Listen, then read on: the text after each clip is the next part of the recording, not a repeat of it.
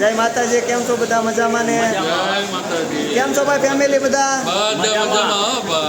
ભાઈ આપણા મિની બ્લોગમાં બધાનું હાર્દિક સ્વાગત છે. આજે અમારું નાની બહેનનું શ્રીમત છે, તેમાં બધા પરિવાર સાથે આવી ગયા છે.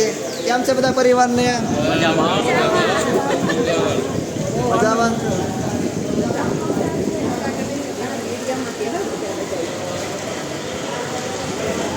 જો ભાઈ અમે બધા આવી ગયા છીએ. ચાલો